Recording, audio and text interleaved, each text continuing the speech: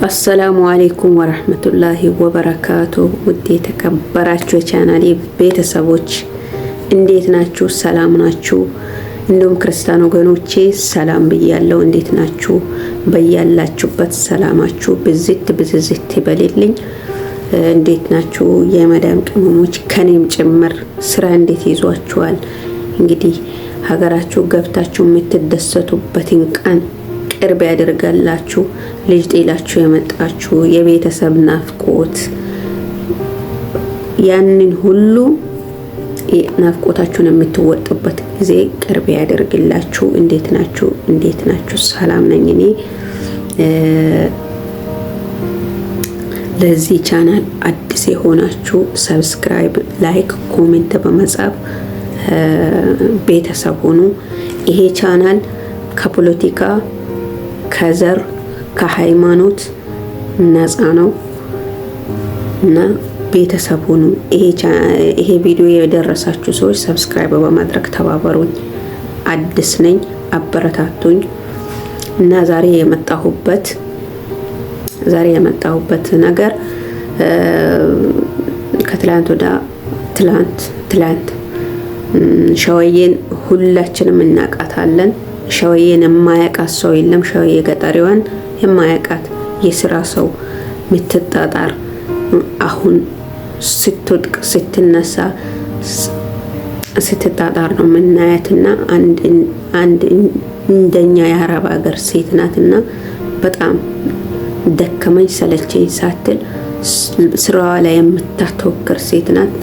ከትላንት ወደ ስታለቅስ አየኋት። በጣም ነው ያዘንኩት።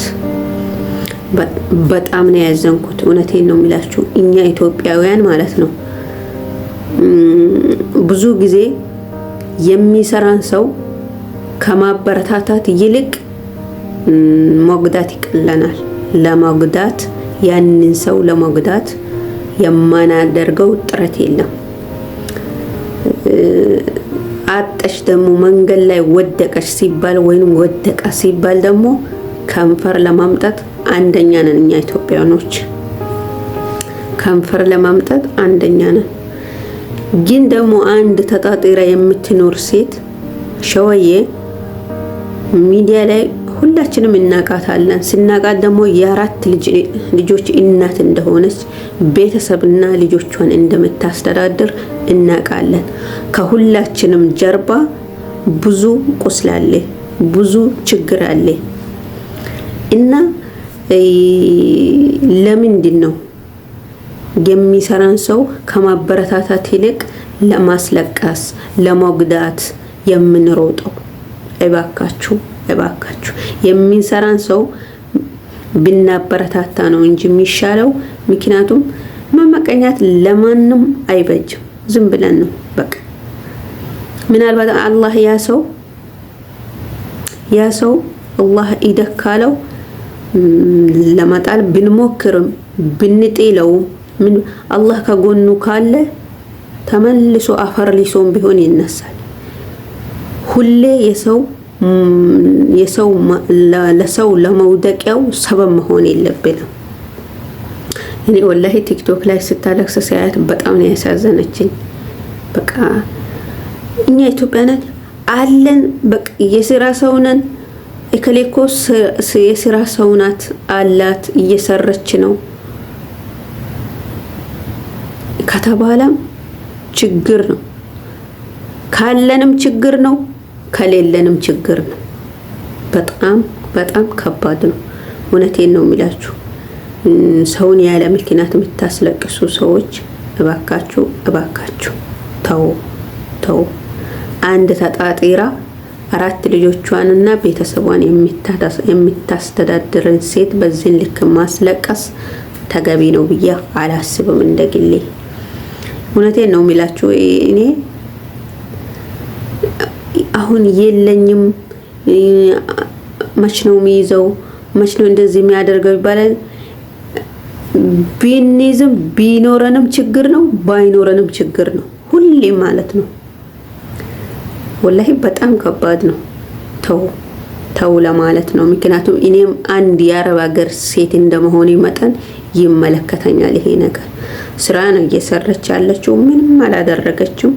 በዚህ ልክ እሷን ለማጣል በዚህ ልክ ማሄዱ ተገቢ ነው ብዬ አላስበው እና እባካችሁ ስራዋን ትስራበት።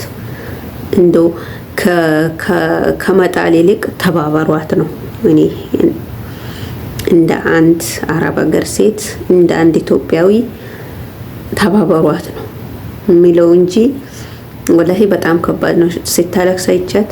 ምክንያቱም ከዚህም በፊት ብዙ ጊዜ በስራዋ ላይ ብዙ ነገር እንደሚደርስባት ነው ስትናገርም እንደነበረ ልጇን ራሱ ለመሸኘት ፈልጋ እንዳልሆነ በቃ ይሄ ነገር ችግር ይፈጠርብኛል ብላ ግድ ሆኖባት ልጇን እንደሸኘችው ስትናገር ሰምቻለሁ። ግን በዚህ ልክ ለምን እውነቴን ነው ብላችሁ አንድ ሰው በዚህ ልክ ለምንድን ነው ጠላት የሚበዛበት? ስለሰራ ስላለመነ ሰውን ስላልጠየቀ ሚዲያ ወጥቶ ስላልወደቀ መንገድ ላይ ስላልወደቀ ከንፈር ስላልተመጠጠለት ተው እባካችሁ፣ እባካችሁን ትስራበት ስራዋን። እባካችሁን በጣም ነው ያሳዘነችኝ ስታለቅስ፣ ወላሂ ነው ብላችሁ በጣም ነው ያሳዘነችኝ። ሰራንም በቃ ችግር ነው፣ አልሰራንም ችግር ነው፣ ኖረንም ችግር ነው፣ አልኖረንም ችግር ነው። እኔ እንጃ በቃ ብዙ ጊዜ እኛ ኢትዮጵያውያን ምንድነው የሚያምር በቃ አንድ ሰው ወድቆ መንገድ ላይ ሲለምን ሪቦት አንድ ጉርሻ አቶ ሲለምን ያኔ ነው በቃ የሆነ በቃ ከንፈር ማምጣት የምንወደው። ለምን አንድ ሰው ጠንክሮ ሲሰራ ለምንድን ነው ማናበረታታው? እባካችሁ ተው፣ ትስራበት። እውነቴን ነው የሚላችሁ። አሁን እሷ በዚህ ሁኔታ ከፊል ወይንም ኢቃማ ባይኖራት ኖሮ ከፊሏ ባይደርስላት ኖሮ በጣም ከባድ አደጋ ውስጥ ገብታ ነበር ማለት ነው። ያው እንደተናገሩት አሁን አዚዛም እንደተናገረችው እሷም እንደተናገረችው ከሆነ በጣም ከባድ ነው። እባካችሁ ትስራበት ነው የሚላችሁ እና እባካችሁ ለዚህ ቪዲዮ ለዚህ ቻናል አዲስ የሆናችሁ ሰብስክራይብ አድርጉኝ፣ አበረታቱኝ፣ ኮሜንትም ጻፉ፣ ላይክም ሼር አድርጉልኝ እና ሰላማችሁ ይብዛ።